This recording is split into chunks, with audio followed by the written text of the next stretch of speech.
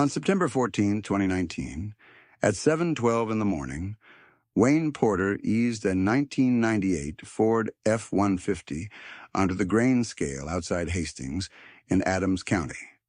Engine ticking, exhaust rough, odometer fixed at 312,440 miles because the last digit had stopped moving 2 summers earlier. The front fenders were rusted through in 2 places, the tailgate was held shut by baling wire, and 1 mirror was cracked across the middle.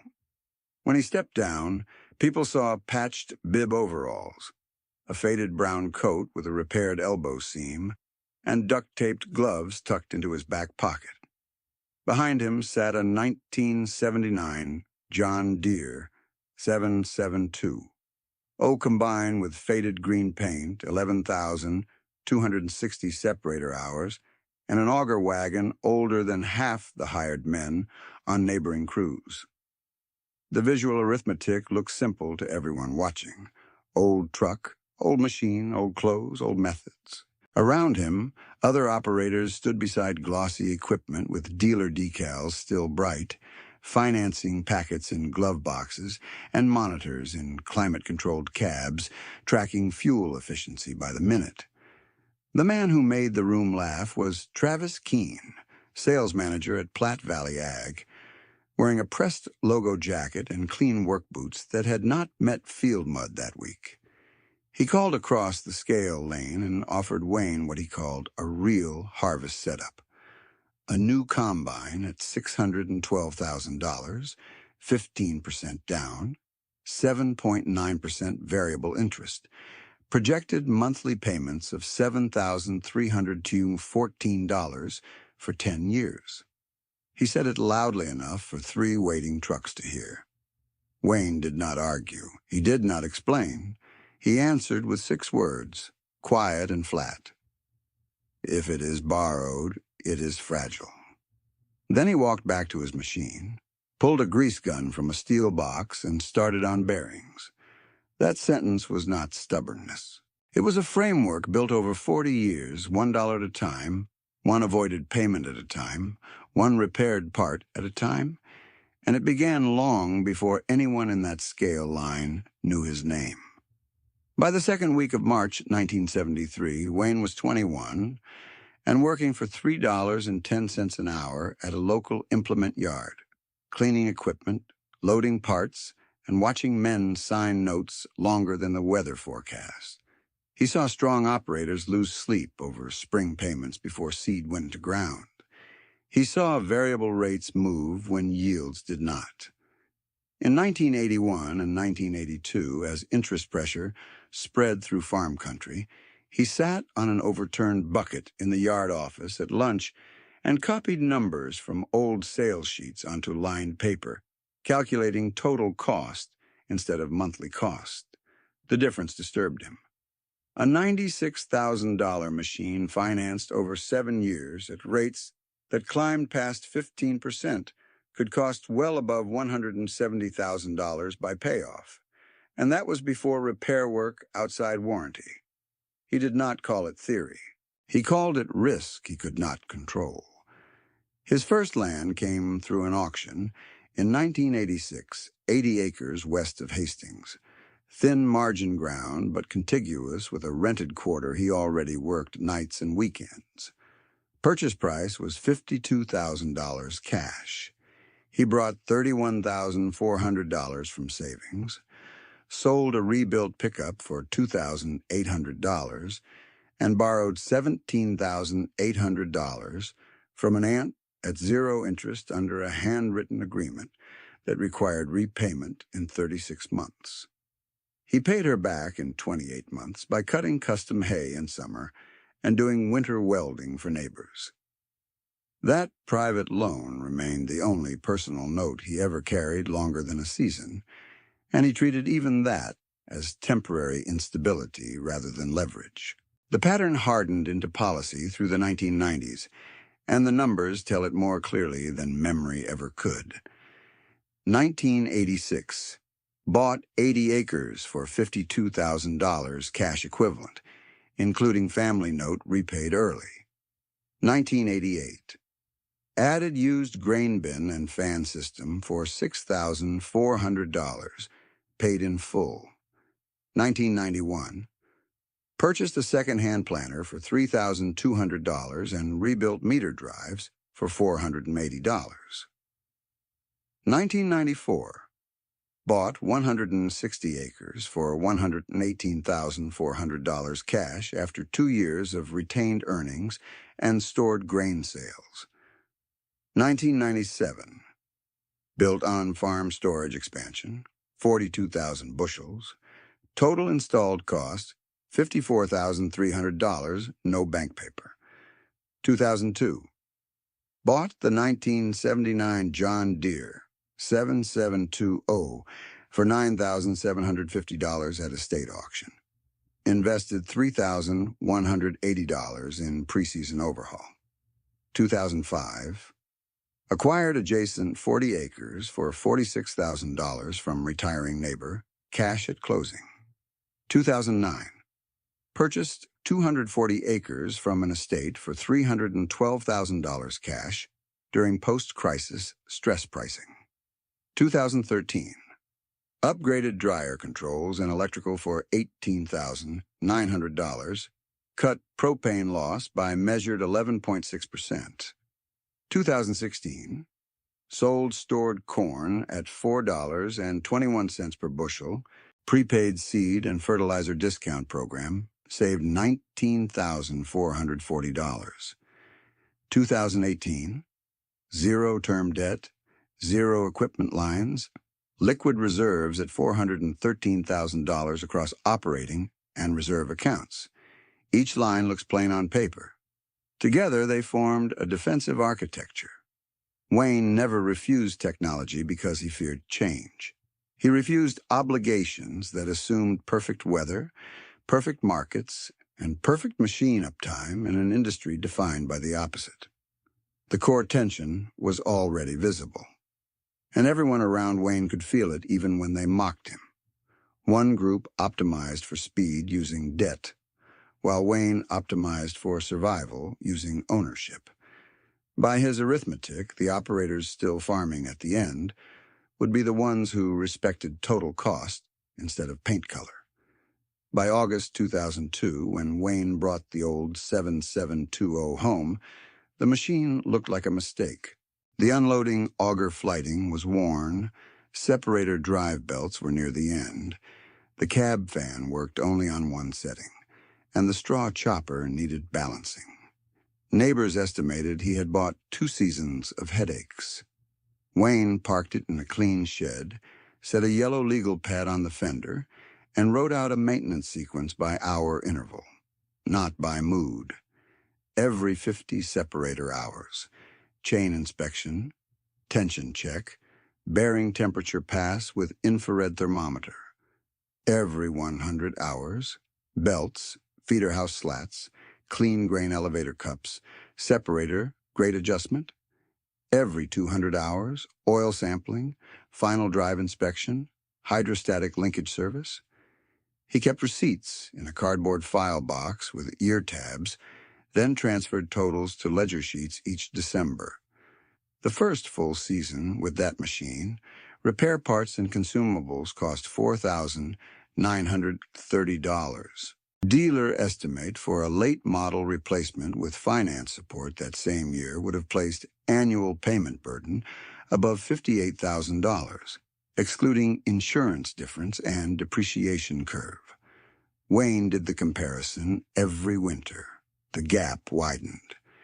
Over 17 seasons, average annual major repair plus maintenance on the 7720 ran $7,860, with 3 high years above $12,000 and several below $5,000.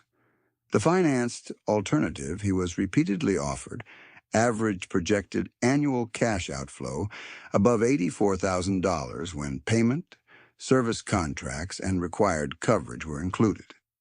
Even with lower harvest hours, his own system preserved cash for land, storage, and working reserves. His household discipline matched the machine discipline. In 2018, his personal living expense sheet showed property tax and insurance on the farmhouse at $8,740, utilities at $4,980, food at $7,260, fuel and vehicle maintenance at $5,340, clothing and medical out-of-pocket at $6,120, church and community giving at $3,600, and miscellaneous at $4,720. Total, $40,760. He lived below $42,000 because fixed simplicity reduced forced decisions. No luxury debt, no second home, no recreational loans, no payment stack that could be weaponized by one wet harvest. He also bought differently from the prevailing culture. At consignment sales, while others bid aggressively on late-model horsepower, Wayne waited for unpopular lots that carried repairable flaws and discounted utility. In 2011, he purchased a grain drill for $400 that needed opener discs and one rebuilt hydraulic cylinder. All in restoration, cost landed at $1,120. Comparable finance new unit pricing that year crossed $42,000. In 2014, he paid $2,600 for a used header trailer, rewired lights for $180, replaced tires for $640, and ran it a decade. In 2017, he bought a backup unloading auger gearbox at Salvage for $290 because he preferred redundancy in metal over urgency in paperwork. By early fall 2019, people still interpreted these choices as evidence of scarcity instead of strategy. In daylight, they joked about patched overalls and rusted panels. At dusk, they quietly asked for his bearing part numbers and grease interval chart. Wayne answered questions, then returned to work. He did not present speeches. He did not claim moral superiority. He followed the same narrow rule he had followed since his 20s. Protect the downside first, because good years arrive without invitation, and bad years do not send warning. 10 days after that scale-lane laughter, the weather stopped cooperating. Rain started that night as a steady mechanical hiss on steel roofs, then thickened into sheets that erased the road ditches and turned harvested strips into shallow brown mirrors. Wayne sat at his kitchen table with a legal pad, one mug of reheated coffee, and 3 columns already drawn before midnight, acres standing, moisture range by field, and drying cost thresholds at propane prices from $1.20 to $1.90 per gallon. He penciled in a 4th column after listening to the weather radio update. Snow risk. At 6:40 the next morning, he drove the rusted Ford to Platte Valley Ag for feeder house chain links and an unloading elbow clamp he preferred to keep on hand. His coat was wet through at the cuffs. Duct tape on his gloves had darkened from rain. Travis Keene stood at the parts counter in a clean quarter-zip with dealership embroidery and a silver watch bright under fluorescent lights. Behind him, a wall screen looped financing offers in blue text. Harvest relief, skip first payment, variable rate options. 2 growers waited with him, both in new jackets from seed reps, both carrying folders thick with warranty documents. Travis spotted Wayne and smiled with the kind of practiced patience that carried an invoice behind it. He spread a rental contract on the counter and tapped the payment line with a polished pen. "You are entering a compressed season with a 40-year-old platform," he said, loud enough for the room. "This is mathematical suicide. Bridge note is 9.6%. Short term. Get through harvest alive." Wayne looked at the page without touching it. Rental unit rate, insurance rider, transport fee, fuel surcharge, damage reserve. Total projected outflow for 50 days came to $48,730 before labor. If weather narrowed further, the per-acre number worsened. "I will take the chain links," Wayne said, "and 2 clamps." Travis leaned forward. "You could lose a crop to pride." Wayne shook his head once. "Debt is not pride." The younger growers did not laugh this time, but neither of them defended him. One of them signed before Wayne reached the door. By the last week of September, Adams County had logged 8.4 inches of rain across the reporting stations, and the freeze came early enough to harden ruts before many fields had opened. The test Wayne had modeled for years arrived without ceremony. Financed speed versus owned resilience under interrupted harvest windows. What made Wayne hard to read in moments like that was that his caution had never come from fear of machinery or change. It came from one memory and a ledger habit that refused to loosen. In December 1985, he stood outside a farm auction near Juniata with $23 in his pocket and watched Harold Tim, a neighbor who had once helped his mother haul hay, sell a nearly new combine for less than the note balance because interest had climbed faster than grain checks. The family did nothing wrong in the moral sense. They worked, they planned. They borrowed at rates that looked manageable, then reset risk took over. Harold's operating line had rolled into equipment debt. Equipment debt had collided with lower prices, and one wet season converted tight margins into legal notices. Wayne saw Harold remove his own toolbox from the machine shed, set it in the back of a pickup, and close the tailgate with both hands, like he was sealing a room he would not enter again. The arithmetic from that day stayed literal in Wayne's mind. Harold had financed $286,000 in equipment and carryover inputs across notes that started near 8.2% and moved above 13% over 3 years. Annual debt service rose from roughly $47,000 to more than $71,000, while net farm income drifted the other direction. Wayne was 23, still paid hourly, and he wrote one line that night on notebook paper: "Never let payment size decide planting decisions." He did not become debt-free in one dramatic turn. He became debt-resistant through repetition. In 1987, he rented 120 acres at $78 per acre and paid on March 1st, not November. In 1989, he bought nitrogen early in a cooperative prepay at a 6% discount and saved $1,140 on one season. In 1990, he skipped a pickup upgrade and put $4,800 into a reserve envelope labeled repairs and taxes. In 1992, he turned down a variable rate operating package pitched as flexible because flexible, as he defined it, meant the bank could change its terms faster than weather changed his yield. A retired mechanic named Orville Danner sharpened that framework.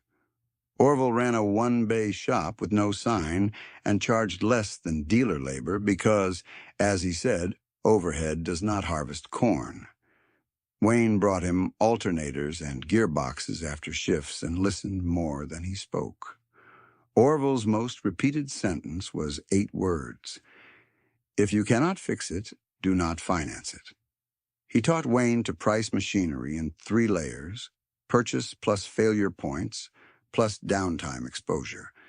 Then compare that sum to the cost of owning older equipment with stocked parts and personal labor.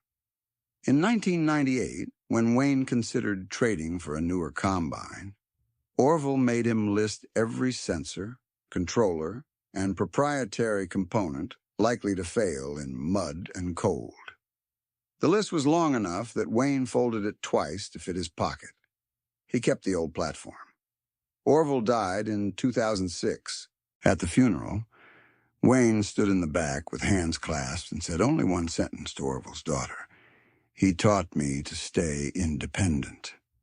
3 weeks later, Wayne wrote a check for $14,000 to help her settle property taxes on the shop building so she could keep it. No announcement, no plaque, just a memo line that read, Danner Shop. By October 1st, Wayne's own operation entered full contingency mode. He cut only in fields where exit routes were stable. He parked loaded grain carts on gravel before dark. He reduced daily acres to protect drivetrains and avoid getting trapped in mud that would cost more than any single day's yield gain. The 7720 was slower than modern machines, but Wayne had built a support system around that fact for 17 years. 2 rebuilt bearings sat in labeled bins. Belts hung in order on the shed wall with purchase dates written in paint pen. Fluids were stacked by viscosity and season. He even kept duplicate light harnesses because night breakdowns in wet weather punished delay. When the feeder house chain failed at 12:18 in the morning on a Saturday, he did not call anyone. He drove to the shop, opened the parts cabinet, replaced links, reset tension, greased idlers, and re-entered the field at 2:46. Total parts consumed that night, $312. Total outside labor, 0. His notebook entry was 3 words long, back by 3. The contrast widened across the county not because other farmers were careless, but because their systems had less room for interruption. Eli Jensen's 2-year-old combine threw an emissions fault and then locked into reduced power mode. The replacement module cost $4,200, but the larger number was time, 18 days waiting. Eli carried $428,000 in machinery liabilities, and his blended interest burden reset from 6.4% to 11.2% after a variable adjustment. His projected annual interest expense jumped by $20,544. He told his wife they would catch up with overtime custom work, then rain-closed fields again. Tom and Maria Bruckner were disciplined operators with good records, but they were caught in a stack they could not flex quickly. 2 leased headers, 1 finance combine, and monthly machinery obligations totaling $19,800. They had expected drying margin to cover part of that burden. Then propane prices jumped 38% during the same weather squeeze. Their planned cost per bushel for drying moved from 22 cents to 31, while moisture discounts on delayed loads eroded sale price. Tom sat in his truck one evening outside the elevator and recalculated 3 times. The result did not move. Nate Holloway had expanded acres on rented ground to chase scale, not vanity, and the plan penciled under normal timing. But his lender froze his operating line when his debt service ratio breached covenant after 2 delayed delivery cycles. That freeze meant no immediate liquidity for emergency repair and fuel overlap. He missed his crop insurance harvest deadline by 6 days, a technical detail with major consequences, and faced a claim reduction that tore through his cash planning for spring. These were not fools. They were neighbors operating inside a prevailing paradigm that rewarded speed when weather cooperated. In 2019, weather did not cooperate.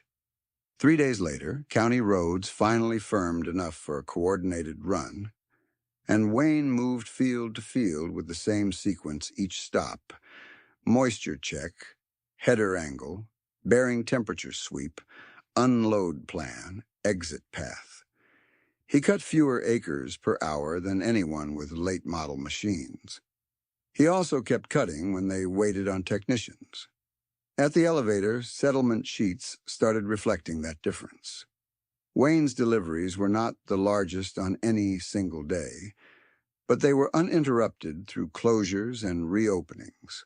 By mid-October, the same clerk who used to wave him aside for larger accounts called him into the office and shut the door.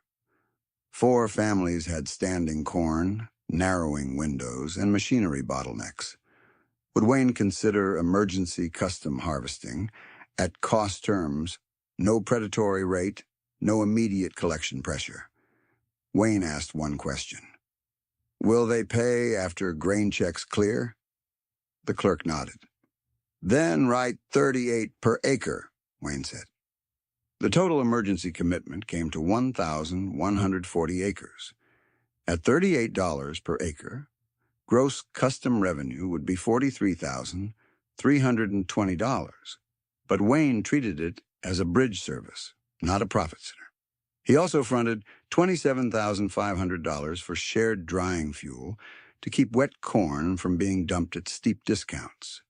He documented every transfer on one-page agreements with simple language and one condition. Each recipient had to sit with him in December and build a maintenance and debt cap plan for the next season.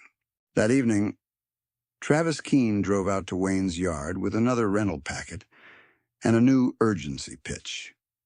Headlights washed over the old combine parked by the shed, mud-caked, ladder bent slightly at the third step, paint dull under dust. Wayne stood by the shop door in patched overalls and listened without interrupting. Travis finished and held out the folder. You can still salvage this with modern capacity. Wayne set a manila envelope on the workbench and slid out 3 settlement sheets, a land valuation summary, and a current balance statement prepared for tax planning. Net worth, $6.84 million. Composition, primarily land and paid-for grain storage. Equipment lines, 0. Carryover machinery notes, 0. Travis read in silence. For the first time since September, he had no slogan ready. Wayne put the papers back in order, clipped them shut, and said 10 words. Capacity is useful. Control is what keeps farms alive. By the time the first hard November wind hit the county line, the old 7720 was fueled, greased, and ready under shed lights, and Wayne's phone had stopped ringing with jokes. Wayne pulled the shed door halfway down, left enough gap for morning light, and walked to the workbench where his ledger stayed wrapped in brown paper to keep chaff out of the binding. While wind pushed sleet against the tin roof, he added 2 new entries in block print. Feeder house chain repair, $312. Unloading elbow clamp replacement, $148. Then he drew a line under the page and wrote the figure that mattered more than either part, season-to-date harvest repair total, $6,870. That number sat beside his September reserve balance and did exactly what it was designed to do. It kept panic out of decision-making. By dawn the next day, he was in the cab again, and his arithmetic kept running even while the cylinder turned. He harvested at a pace most sales brochures dismissed, but every acre was paid-for acres on paid-for equipment, feeding grain into paid-for storage with no lender permissions required at midnight. That structure did not begin in 2019. It was an accumulation model with 46 years of repetition behind it, and when neighbors asked how he had reached a balance sheet, most never suspected. He did not answer with slogans. He answered with dates, prices, and avoided interest. 1973.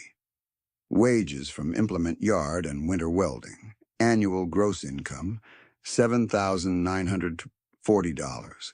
Living with his mother, savings rate, 38%. 1974. Custom hay work added $2,180. Bought used tools for $410. No vehicle payment. 1975. Leased first 40 acres at $52 per acre. Total rent, $2,080. Net after inputs and rent $1,460. Fully retained. 1976. Grain prices softened. Gross farm margin fell. Still saved $1,120 by delaying truck upgrade. 1977. Bought used grain truck for $3,600 cash. rebuilt brakes and fuel lines for $290. 1978, emergency transmission repair on truck, $640, paid from reserve envelope, no borrowing. 1979, rented 80 additional acres, rent $59 per acre. Total rented acres 120. Year-end retained earnings $9,340. 1980. Fertilizer prepaid discount of 7.2% saved $1,006. Reserve crossed $12,000. 1981. Interest volatility increased region-wide. Wayne froze all discretionary spending and carried $14,800 liquid into spring. 1982. Bought first used corn head for $2,900 cash after post-harvest auction. 1983. Rented 160 total acres. Cut custom hay weekends. Annual net savings $11,240. 1984. Replaced bin fan motors for $1,120 instead of financing new bin package estimated at $18,500. 1985. Held cash while land prices softened. Reserve reached $26,900. Then came the acceleration years, and each step was boring on purpose. Boring scaled. Boring survived. 1986. 80 acres purchased for $52,000 using savings and short family note, repaid in 28 months. 1987. Soil amendments and tile repair $6,840. Yield lift over 2 seasons added estimated $18 per acre. 1988. Used bin and fan system $6,400. Raised on-farm storage optionality by 14,000 bushels. 1989. Machinery repairs $3,760 versus replacement quote above $94,000 financed. 1990. Corn sold in staggered lots average $2.41 per bushel, reduced basis exposure, retained $17,300. 1991. Planter purchase and rebuild $3,680 total, field performance stable, no annual payment stack. 1992. Declined variable operating package, funded inputs from retained profits, saved projected interest $4,900. 1993. 2 dry years improved margins, reserve climbed to $64,000 after tax. 1994. 160 acres purchased for $118,400 cash, no lien filing. 1995. Fence lines, drainage and access lane work $9,260, raised tenant appeal and field efficiency. 1996. Grain truck overhaul, $2,240. Extended service life, 6 seasons. 1997. 42,000 bushel storage expansion, installed for $54,300 cash, reduced harvest, basis, pressure, materially. 1998. Reserve rebuilt to $88,000 after construction year. 1999. Crop rotation shift improved input efficiency. Operating margin increased 9.4%. A primary consideration in Wayne's model was optionality at sale time. Storage changed his realized price more than speed ever could. Between 2000 and 2006, his weighted average sale improvement from delayed marketing versus harvest floor bids ran 31 cents per bushel on corn and 44 cents per bushel on soybeans across his volume. On annual marketed bushels that varied from 96,000 to 134,000, That timing edge produced six-figure cumulative gains without one additional acre rented. Consequently, he treated bins as financial infrastructure, not steel costs. 2000, reserve plus market gains pushed liquid holdings above $140,000.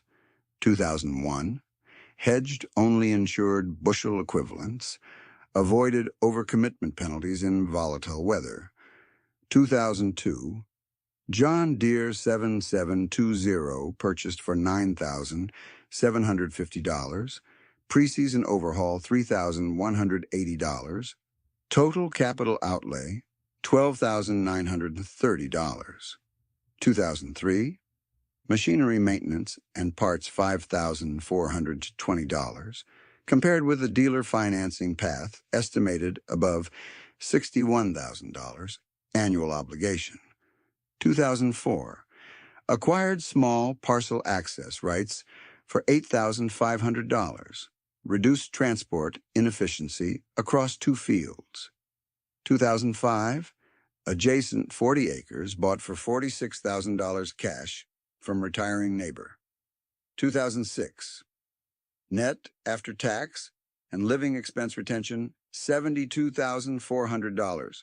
Reserve crossed $200,000. 2007, dryer tune and insulation improvements cut propane consumption 8.7%. 2008, commodity turbulence year, Wayne held unsold grain in aerated storage until basis normalized. 2009, estate sale, 240 acres for $312,000 cash. Purchase closed in 12 days because no financing contingency.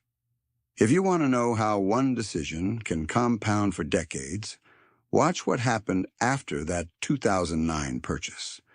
Land values recovered. Wayne had no debt drag on the tract, no adjustable note, and no refinancing event. By 2019, that 240-acre block alone appraised near $1.68 million at roughly $7,000 per acre locally, creating over $1.36 million in unrealized equity from a single stress cycle acquisition. This dynamic is why he guarded cash in good seasons. Cash was not idle to him. Cash was timing power. 2010, bin floor and sweep upgrade $11,200, lowered handling losses. 2011, grain drill bought for $400, refurbished to $1,120 all in, comparable new unit above $42,000. 2012, drought year margins narrowed but no term payments due meant zero forced liquidation. 2013, dryer control and electrical modernization $18,900, measured propane loss reduction 11.6%. 2014, used header trailer $2,600 plus $820 improvements, decade-long utility. 2015, reserve restored post-drought to $286,000. 2016, stored corn sold at $4.21, prepaid input discounts saved $19,440. 2017, salvage gearbox purchase $290 prevented peak season downtime later that fall. 2018, term debt zero, equipment lanes zero, liquid reserves $413,000. 2019 pre-harvest, net worth statement $6.84 million, mostly land and storage, machinery fully owned. By the third week of October, that arithmetic had become a quiet topic in coffee shops, where people used to talk only horsepower. Nobody suddenly admired rust. They started respecting resilience. The contrast with Wayne's neighbors was not character versus character. It was structure versus structure under stress. Eli Jensen had done what extension meetings and dealer reps encouraged for years: maintain newer fleets, reduce labor bottlenecks, maximize acres covered per weather day. In ordinary seasons, that plan generated impressive gross revenue. His 2-year-old machine had capacity Wayne could not touch, but his liabilities sat at $428,000, and when his variable rate moved from 6.4% to 11.2%, annual interest burden rose by $20,544 before one bearing turned. He told his banker he could absorb it if Harvest stayed open. Harvest did not stay open. Tom and Maria Bruckner carried a different version of the same risk geometry. They were careful managers, strong operators, and early adopters of precision tools that had boosted yields on paper. Yet their machinery stack required $19,800 every month, whether fields were fit or not. Their drying model assumed propane near prior year averages. A 38% price jump and wet grain penalties stripped that margin.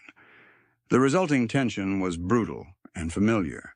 Assets that looked strong in August became rigid obligations in November.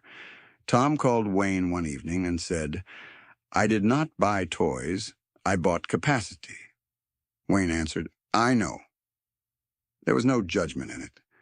Nate Holloway had expanded from owned core acres into high-rent tracts to chase scale economics. His projections were not reckless. They were simply intolerant to timing disruption. When delayed deliveries tripped a debt service covenant, his lender froze the operating line. That single institutional decision cascaded through fuel purchases, repair scheduling, and insurance deadlines. Missing harvest reporting by 6 days reduced his claim value, and the reduction fed directly into spring liquidity. Nate was 43, worked harder than most men half his age, and still found himself negotiating from weakness because his financing stack left no shock absorber. Leonard Pike carried the heaviest leverage of the group after expanding from 640 to 1,900 rented acres over 7 years. At peak, his annual rent commitments and machinery debt service exceeded $1.1 million before full input costs. In high-yield years, he looked like the future. In compressed weather years, the model needed flawless execution across too many moving parts. Penalties, drying overruns, and delayed quality discounts erased cash flow fast enough that Chapter 12 became his only path to preserve any operating continuity. He did not lose because he was careless. He lost because leverage scale has narrow tolerances. 3 days later, the county entered another short harvest window under gray skies and hard wind.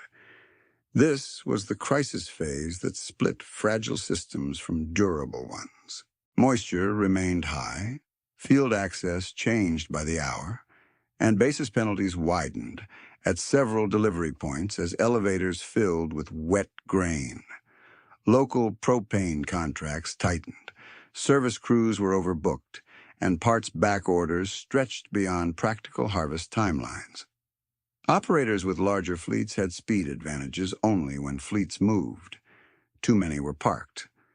Wayne's 7720 had no emissions module waiting on a truck route and no software lockout requiring dealer authorization. It had belts, chains, bearings, and a man who stocked replacements before season. His average cut rate stayed lower, but uptime held. Over a 14-day period that included 2 weather closures, he logged 12 active harvest days and delivered each open day. That consistency kept his insurance compliance clean, preserved quality premiums where available, and gave him enough working rhythm to cover his pledged emergency acres. The market added pressure from another direction. Spot corn bids dropped while moisture discounts rose, a combination that punished anyone forced to sell wet grain immediately. Wayne's storage gave him choice. He could dry, hold, and market in controlled tranches instead of accepting distress pricing. On one batch alone, 41,000 bushels sold 46 days later at a net price improvement of 29 cents per bushel versus same-day wet delivery equivalent, adding $11,890 gross before carrying costs. Carrying cost on that volume in his own system remained modest because storage debt service was zero. Neighbors with financed bins faced a different equation. Then rates moved again. Short-term agricultural lending quotes in the region pushed higher as risk repricing spread, and renewal conversations turned tense. Producers already carrying variable notes watched projected 2020 interest line items climb while still finishing 2019 harvest. For heavily leveraged operations, that meant planning next season from a defensive crouch. Wayne planned from reserve strength. His cash, plus undrawn operating flexibility, meant he could prepay selective inputs when discounts made sense or wait when they did not without asking permission. Late one night, after unloading into his own bin line, he sat with the same legal pad from September and ran 2 columns under a single heading, Survive and Serve. Under Survive, he wrote reserve balance after repairs, fuel, labor, and drying advances. Under Serve, he wrote obligations to the 4 families whose acres he had agreed to cut, with timing keyed to their grain checks. The totals fit because his system did not leak cash into mandatory payments. That was the whole philosophy in practice. Debt-free was not a slogan painted on a shop wall. Debt-free was response capacity when the county narrowed to 48-hour chances and everyone needed one more day they could not buy. By the first week of November, the county understood the non-trivial truth hidden inside Wayne's worn coat and rusted truck. The oldest machine in the mud was attached to the most modern risk framework in town. The next morning made that truth public in a way rumor could not dilute. At 8:26, with sleet still clinging to the north side of the scale house, Wayne stepped into the elevator office carrying a plain manila envelope and a cashier's check request form he had filled out in blue ink. The scale clerk, Dana Lutz, took Wayne's form, glanced at the amount, then looked back a second time as if she expected a misplaced decimal. Requested check, $402,000. Payable to Red Willow Storage Partners, retiring operator liquidation account. Wayne did not explain the purchase until Dana asked, and even then he used one sentence. I need those bins active this week. Dana called the bank branch for same-day verification because that was policy above $250,000. She gave the account number, listened, wrote down an authorization code, and went quiet. When she printed the check, her hands slowed as Wayne endorsed receipt, folded the bank copy once, and placed it back in the envelope next to a one-page lease template. The number that had circulated as gossip now had paper behind it. Net worth on Wayne's latest tax planning statement remained $6.84 million, mostly land and debt-free storage, and his liquid position had enough depth to move $402,000 in one morning without touching operating continuity. For men whose fall had been dominated by rollover notes and rate resets, that was the revelation. The patched overalls had never signaled decline. They signaled priorities. By midday, word of the transfer moved through town without embellishment because the amount was too specific to distort for long. At the parts counter and in line at the diner, people repeated the same details. Distressed storage bought in sleet, activated immediately, then leased back below emergency market rates. The familiar sales language that had framed September conversations did not reappear. The county had shifted from debating Wayne's machine age to measuring Wayne's optionality. Now, before we go any further, if you want the exact numbers on how that lease structure kept 4 operations alive through winter, Subscribe and stay with this all the way to the final roll call, because the arithmetic from this moment is where the story earns its weight. 3 days later, the final 72-hour weather break opened under hard wind and a narrow barometric window, and Wayne ran 18-hour shifts across his own acres and the emergency acres he had pledged. He kept the custom rate at $38 per acre, even as demand pressure could have justified more, because he had set the rate on a cost basis and he did not move terms mid-crisis. On 1,140 emergency acres, gross billings were $43,320. Fuel, wear allocation, and labor equivalent consumed most of that.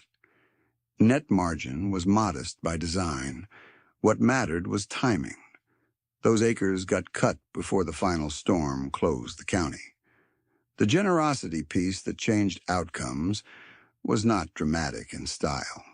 It was procedural, specific, and immediate. Wayne had already fronted $27,500 for shared drying fuel when propane tightened. Now he matched that with storage access and payment sequencing built for breathing room instead of extraction. Eli Jensen received 22,000 bushels of temporary bin rights at Red Willow under a winter lease, priced at 11 cents per bushel for the season, while prevailing emergency storage offers in the area were running near 19 to 23 cents, with stricter unload penalties. On Eli's volume, the discount saved roughly $1,760 to $2,640, depending on comparison point, but the larger gain came from sale timing.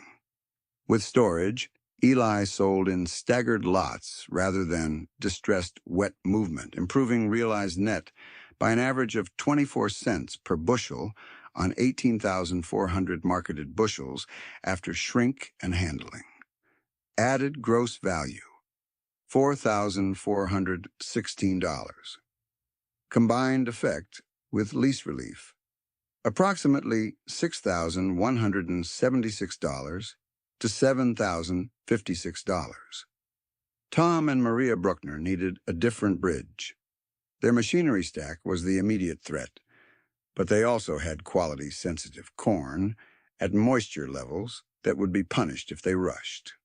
Wayne allocated them 31,000 bushels of shared space and wrote a side agreement that deferred half of their storage fee until after first-quarter grain settlement. No interest, no late penalty through March 31st. The deferral amount was $3,410. It was not charity in language. It was cash flow triage in structure. They used the breathing room to avoid forced sales into weak basis, then cleared deferred fees in full after January contracts settled. Nate Holloway's problem was covenant pressure and frozen operating liquidity. Wayne did not attempt to replace a bank line. He gave Nate a narrower tool, a zero-interest private note for $42,000, 12-month maturity, single-page terms, secured by post-harvest grain receivables rather than machinery. Funds were dispersed in 2 tranches, $26,000 for repair and field completion expenses, $16,000 for input timing and insurance compliance carryover. Nate signed at Wayne's kitchen table, and the only spoken condition beyond repayment was mentorship duty for the next borrower cycle. "You teach what went wrong," Wayne said. Nate answered, "I will." Leonard Pike was already moving through Chapter 12 filings before Thanksgiving, and Wayne treated that with sympathy, not lecture. Leonard could not be stabilized through another private production note without increasing legal and operational strain. So Wayne used the Red Willow purchase differently. He offered Leonard a management contract on throughput scheduling and maintenance at the newly acquired site for the winter and spring transition period, $4,600 per month for 5 months, with continuation option based on cooperative volume. It gave Leonard wage stability while court terms were negotiated, and it preserved his technical role in agriculture when ownership was no longer available to him in that season. If you are watching this and thinking generosity means writing checks with no framework, let me stop here and ask you something. Who has helped more over 10 years? The person who receives one dramatic rescue, or the person who receives structured room to recover and then must help the next neighbor? Wayne answered that question with contracts, not speeches. By the second week of November, the county summary confirmed Wayne as the only operator to complete 100% of planted acres before the final closure, including emergency commitments. That completion status preserved insurance compliance for every contracted family and protected quality premiums where available. The emotional reaction around town was restrained because farm communities often are, but the shift was measurable. People who had laughed at separator hours now asked for his maintenance intervals and reserve targets. Around town, people said even Travis Keene had gone back to taking notes instead of leading with payment plans. If you are learning something from this model, tap like and share it with someone who still compares machines by monthly payment instead of full life cycle cost. Because that single habit decides who gets options when weather strips the calendar down to scraps. Then came the deeper examination, the part that turns a compelling story into a defensible framework. Wayne's philosophy did not win because old equipment is magically superior. It won because total fixed obligations stayed low enough to let him deploy cash, where timing mattered most. Take the 10-year span from 2010 through 2019 and compare two plausible paths on similar acre profiles. Path A, the conventional financed replacement cycle. Wayne repeatedly declined, assumed one major combine purchase financed at market terms, related insurance and service package requirements, and periodic note-supported upgrades. Path B, Wayne's actual route, kept owned equipment with higher maintenance, paired with aggressive parts stocking, storage investment, and reserve retention. Path A estimated annual machinery payment burden averaging $84,000 when principal, interest, and required coverage were combined with variability based on reset terms. Over 10 years, direct machinery cash outflow projected near $840,000, not including major downtime costs in disruption seasons. Path B posted average annual maintenance and repair of $7,860 on the 7720 across long-run history, with elevated years and low years balancing to approximately $78,600 over a decade. Even after adding fuel inefficiency differences and incremental labor assumptions, Path B preserved well over $650,000 in cumulative cash compared with financed replacement behavior. Wayne redirected that preserved cash into land, bins, liquidity, and contingency parts.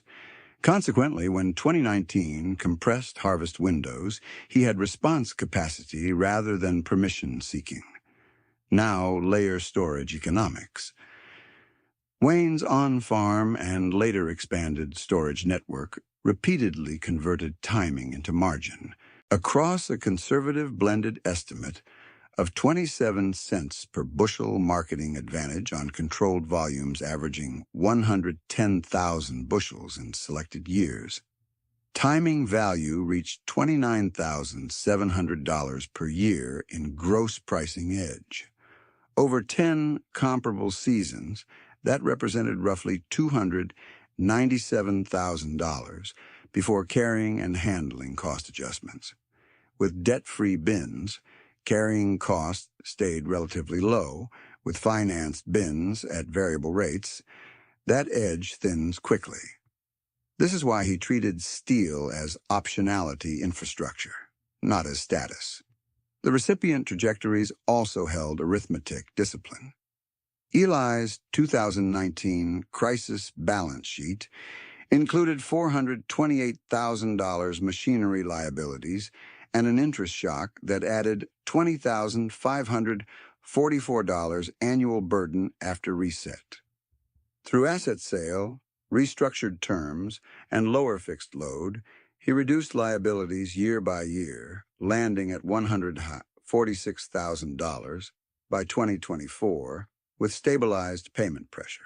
Tom and Maria exited high lease exposure, acquired used equipment package for $84,000 cash over staged purchases, and restored positive net income after removing the $19,800 monthly machinery stack that had been crushing flexibility. Nate shifted away from expansion rent commitments, protected owned core acres, and rebuilt working capital to $93,000, enough to absorb ordinary volatility without immediate lender dependence. Leonard, though he lost the original operation, remained current on court-approved terms while managing cooperative grain flow, preserving income dignity and technical relevance. Aggregate impact is where quiet generosity becomes systemic. Wayne's direct fuel advance of $27,500, discounted storage terms, deferred fee structures, custom harvesting at cost, and targeted zero-interest note support produced immediate relief exceeding six figures when measured against prevailing emergency alternatives and avoided distress discounts. More importantly, those interventions helped keep productive acreage under local stewardship instead of forced transfer during a weather-driven liquidity choke. Arithmetic, again, not folklore. By late November, when most postmortems settle into blame, Adams County had a cleaner lesson available in plain sight. The man in the rusted truck had not been resisting progress. He had been prepaying resilience for 40 years, then spending that resilience on other people when the window narrowed. By late November, when most postmortems settle into blame, Adams County had a cleaner lessons available in plain sight. The man in the rusted truck had not been resisting progress. He had been prepaying resilience for 40 years, then spending that resilience on other people when the window narrowed. In the week after that realization, he sat at his kitchen table on 4 separate nights, one family at a time, with a yellow pad, a calculator, and copies of their own numbers spread between coffee rings and moisture tickets. By mid-December 2019, Eli Jensen's plan was written in 12 lines. Sell one late model header for $118,000. Liquidate a backup tractor he barely used for $64,500. Apply all proceeds to variable machinery notes carrying 11.2%. Refinance the remaining balance into a fixed 5.1% schedule with a shorter term and no balloon. Eli started at $428,000 in machinery liabilities. After those 2 sales and principal paydown from the winter grain settlements, he entered 2020 at $233,700. His annual interest burden dropped from a projected $47,936 to $11,919. The relief was structural, not emotional. He slept again because the math stopped chasing him every morning. Tom and Maria Bruckner faced contract penalties if they exited leases too fast, so Wayne pushed them toward sequence instead of panic. Keep one lease through term end. Negotiate early return on the second header with a lump sum settlement. Replace both with older, serviceable equipment bought in cash over 2 quarters. Their lease stack had been costing $19,800 per month. The negotiated unwind cost them $36,400 in total penalties and fees, painful but finite. They covered it through grain timing gains, one discretionary land rent reduction negotiated with a longtime landlord, and a machinery auction sale of underused attachments that brought $22,300. By September 2020, they had assembled a paid-for package for $84,000 all in. Their annual fixed machinery burden fell by more than $180,000 compared with the previous cycle. They did not celebrate publicly. They simply stopped bleeding. Nate Holloway used Wayne's $42,000 zero-interest note exactly as written and repaid it in 11 months, 1 month early, with a cashier's check and a handwritten thank you that was only 14 words long. More important was what came next. Wayne made Nate build a covenant-safe operating plan with lower rent exposure and higher owned acre priority. Nate released 310 rented acres that had looked profitable in spreadsheets, but consumed too much working capital under delay risk. He sold one finance sprayer and contracted custom application instead. By March 2021, his lender reopened a smaller line with tighter but manageable terms because his debt service ratio had moved back inside covenant. By 2024, his working capital sat at $93,000, and he had not missed one insurance reporting date since the 2019 breach. Leonard Pike's trajectory required the most humility from everyone involved because there was no path back to the exact operation he had built. Wayne never pretended otherwise. Leonard worked the Red Willow management contract through spring, then helped transition the site into a cooperative flow model tied to local producers who needed flexible storage slots. His compensation moved from $4,600 monthly contract pay to a salaried role at $78,000 per year, with performance bonuses linked to throughput efficiency and shrink control.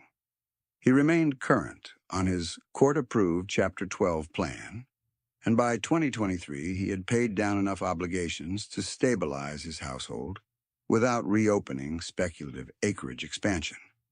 He lost his original farm. He kept his standing.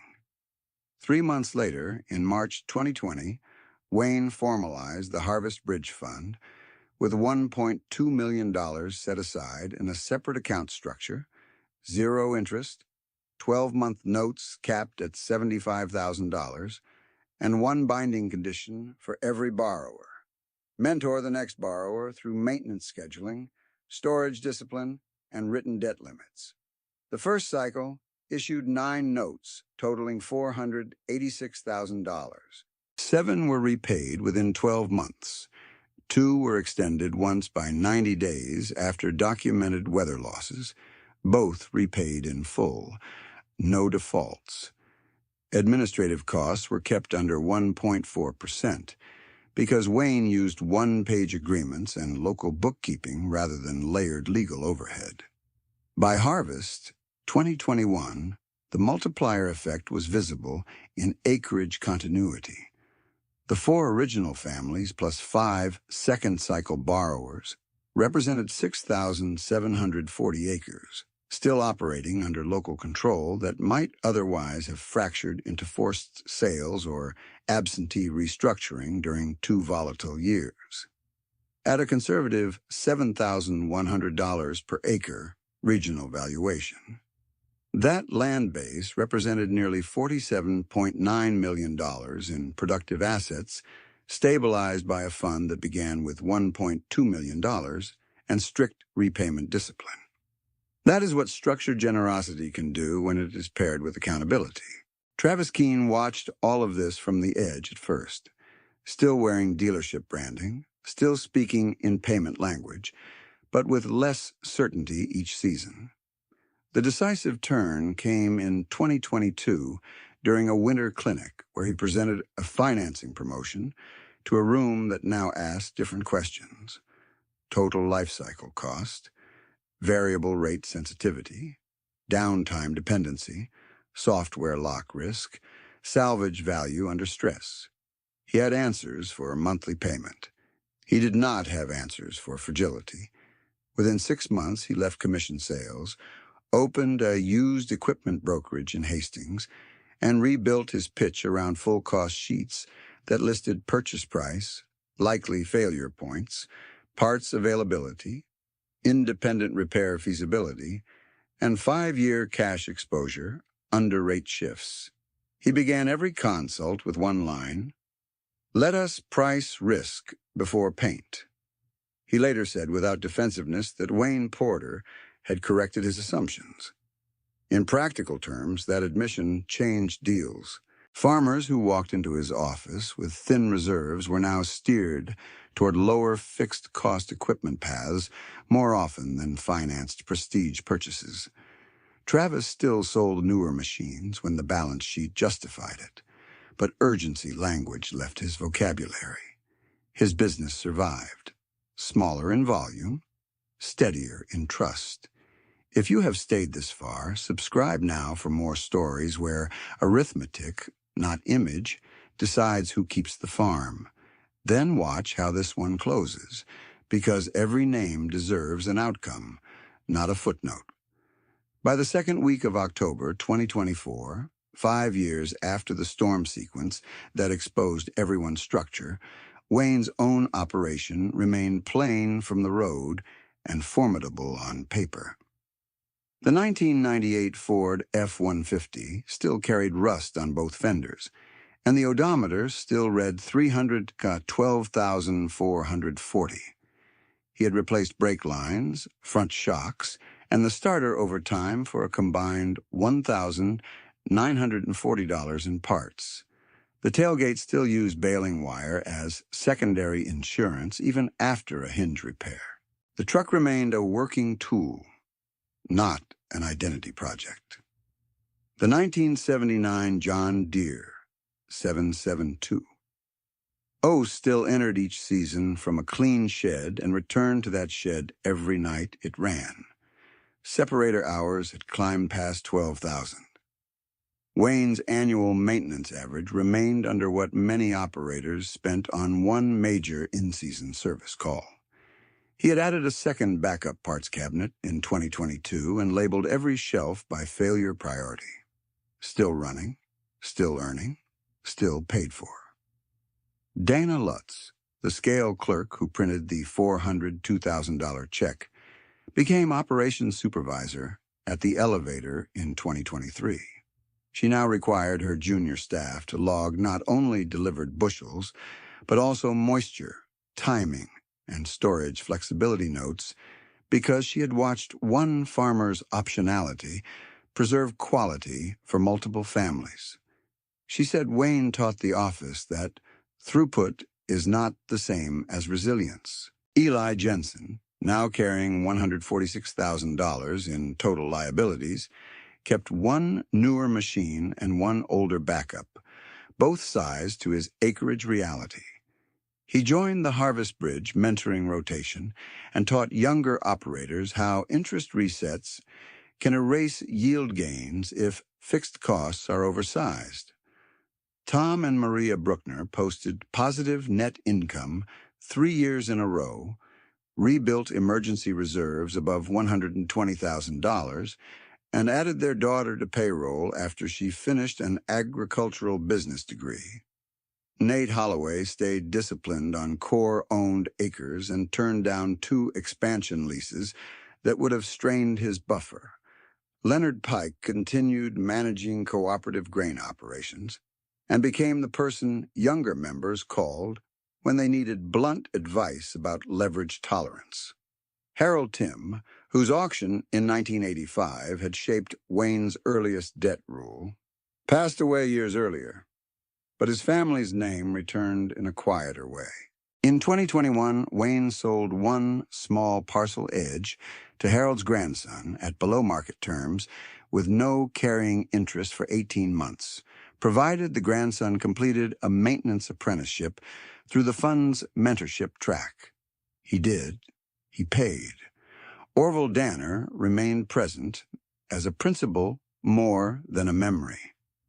The old sentence from the One Bay shop circulated through Wayne's borrower meetings, handwritten at the top of each maintenance worksheet. If you cannot fix it, do not finance it. Orville's daughter kept the building, rented part of it to an independent mechanic, and never forgot the $14,000 check that had arrived without ceremony. Wayne's own living sheet barely moved. In 2024, total personal expenses were $41,830, including taxes, utilities, food, fuel, clothing, medical out-of-pocket, and giving. Land under his control, all debt-free, was valued near $9.7 million at prevailing local estimates. He did not change his coat to match that number. He changed bearings, cleaned bins, and answered calls when someone needed a second set of eyes on a debt stack. For all the county talk about his net worth, his real legacy sat in replication. Borrowers from the first 3 fund cycles mentored later borrowers. Maintenance logs became standard practice in more shops.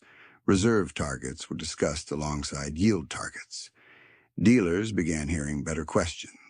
Banks began receiving cleaner projections from clients who had learned to model bad weather first. One farmer's discipline had become shared infrastructure. If this story clarified something you have felt but never named, subscribe for the next one now, because this channel documents the same pattern across different counties. Leave a comment with one specific number you track on your own operation that most people ignore. Share this with the person in your life who is one signature away from confusing capacity with resilience. At dusk that evening, after finishing a routine grease pass, Wayne shut down the 7720 and sat for a moment in the open cab door while starlings crossed above the bins. The shed lights caught faded paint, worn steps, and steel polished by decades of use. Outside, the old Ford waited by the same gravel lane, plain as ever. No reveal was left. No argument was needed.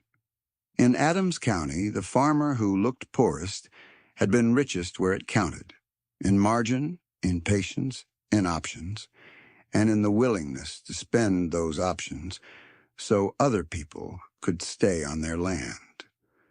Wayne climbed down from the cab, closed the shed door the rest of the way, and set the grease gun back on its hook, beside the same yellow legal pads he had used through the 2019 storm season. He did one more thing before turning out the light.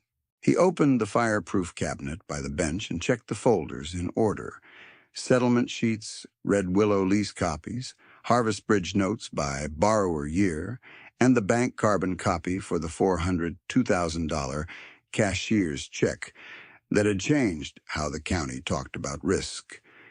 Then he latched the cabinet and walked toward the old Ford. Tailgate wire still looped tight.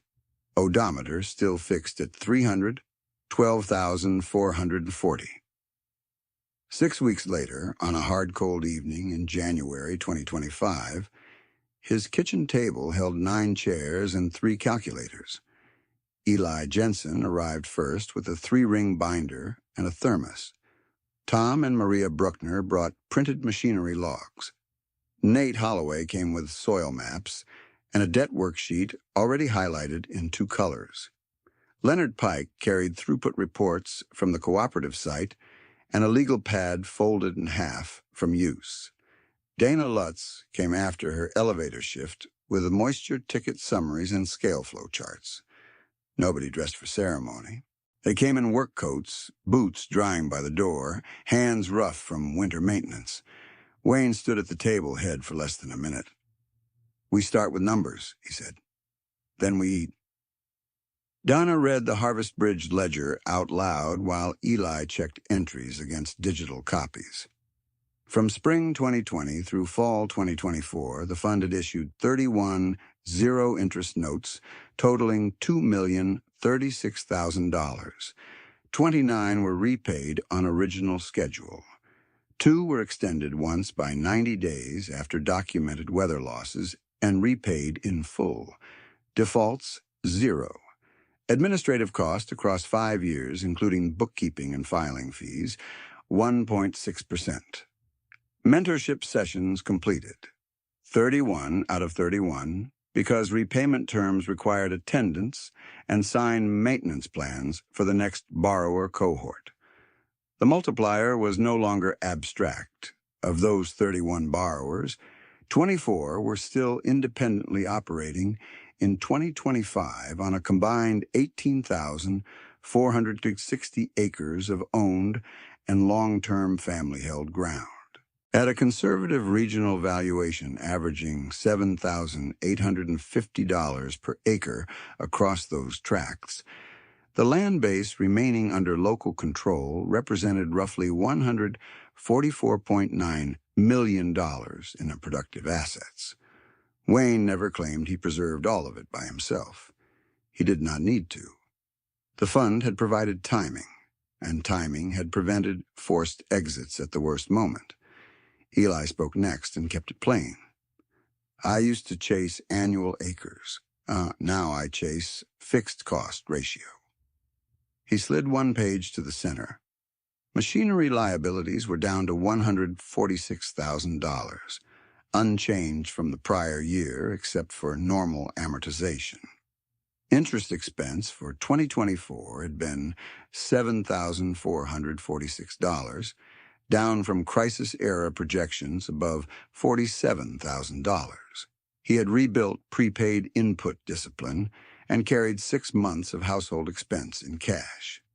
Then he tapped the line item that mattered most to him. No variable resets. Tom and Maria followed with their own sheet. Paid for equipment value on hand, $96,300, bought over time and maintained in-house. Monthly machinery obligation in January 2025, $0. Their 2024 net farm income remained positive for a 4th straight season, and emergency reserves stood at $137,000 after tax. Maria pointed to a second document, a mentorship schedule they now ran for younger operators on part stocking and lease exit arithmetic. We teach the penalty math first, she said. People need to see the whole bill before they sign. Nate set his covenant worksheet on top of the moisture maps. Debt service ratio is inside limits with room now, he said. Working capital at year-end sat at $108,000, above his 2024 target. He had kept owned core acres and refused 2 new rent offers that would have looked attractive in a normal weather forecast, but violated his cash buffer rule. Wayne nodded once and wrote one line in the margin of Nate's page. Discipline under opportunity is the real test. Leonard waited until everyone else finished. He had learned not to hurry his words. Cooperative throughput at Red Willow had risen 14.2% year over year, shrink was below benchmark, and the site had finished in the black with a reserve contribution for maintenance. His Chapter 12 plan remained current. No missed court-approved payment. He still missed his original farm, and he said that without shame. But he also said he had stopped measuring worth only by owned acres. I am still in agriculture, he said. I am useful. That counts. After the meeting ended, Wayne pulled out one final folder and handed copies around the table. It was the same maintenance checklist that neighbors once copied quietly at night in 2019, now updated through 2024 with revised hour intervals and parts numbers. The feeder house chain links, unloading elbow clamps, duplicate light harnesses, and bearing temperature routines were all there, each item tied to a specific failure lesson and replacement cost. What had once been one farmer's notebook had become shared operating doctrine. In March, at a regional equipment risk clinic in Hastings, Travis Keene stood behind a folding table without dealer branding for the first time in years.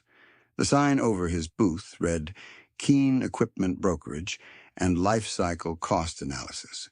His display did not lead with monthly payment cards. It led with side-by-side 5-year cash exposure sheets. Purchase price, estimated interest path under fixed and variable assumptions, downtime sensitivity, independent repair feasibility, parts availability lead time, and resale downside under stress. Wayne came in late, cap in hand, and stood in the back while Travis answered questions from a room full of producers who had changed their own standards since 2019. A younger operator asked why Travis now pushed used units so often. Travis did not dodge, because capacity without resilience is a trap, he said. I sold urgency for too long. Wayne Porter corrected my assumptions, and the county paid tuition for that lesson in one wet fall. His brokerage numbers were smaller than his commission years had been, but the business was steady. He closed fewer deals with lower margins per transaction, and saw fewer repossessions tied to customers he advised. He had also started declining sales when a buyer could not show reserve depth. That decision cost him volume and bought him sleep. In private, he told Dana he wished he had changed sooner. She told him sooner would have been better, but changed is still changed. By the first week of October 2025, the roll call sat fully in view. Wayne was 74, still living under $42,000 a year, still debt-free, still parking the 1979 7720 in a clean shed each night of harvest. The truck remained rusted and mechanically sound enough for local runs, with the cracked mirror replaced once, and the baling wire tailgate backup still in place out of habit. Dana was now elevator operations manager and had built a weather interruption protocol that prioritized moisture transparency and small operator scheduling fairness, a direct callback to the bottlenecks she had watched in 2019. Eli mentored new borrowers every winter and required each one to model interest rate shocks before choosing machinery. Tom and Maria expanded only on owned ground, never lease stacking again, and their daughter handled grain marketing with storage-first discipline. Nate kept covenant-safe planning, filed every insurance report ahead of deadline, and carried backup parts inventory by category, not by guess. Leonard remained cooperative site manager, earned a performance bonus for throughput efficiency, and had become the first call when someone needed hard truth on leverage. Harold Tim's grandson completed his maintenance apprenticeship, paid off the below-market parcel purchase under the agreed terms, and now ran that ground with no equipment note larger than one season. Orville Danner's daughter still held the old shop building. The independent mechanic tenant had expanded to 2 bays and trained apprentices using the same worksheet, heading Orville once repeated, "If you cannot fix it, do not finance it." The one-page agreements Wayne used in 2020 were now archived in labeled binders in the fireproof cabinet. Every note marked paid, extended then paid, or closed by transfer terms with signatures and dates. Nothing left unresolved, nothing left to rumor. On a clear evening after corn came out dry enough to reduce dryer load, Wayne finished a final bearing pass, shut off the shed lights, and listened to the quiet settle over bins he owned outright. No audience stood there. No argument remained to win. The arithmetic had already delivered its verdict across names, acres, and years. The man who looked poor had carried the deepest margin of safety. The oldest combine had finished when speed systems stalled. The cash he preserved had become other families' breathing room. And in Adams County, where weather still made promises it did not keep, the philosophy endured because it was measurable, repeatable, and kind.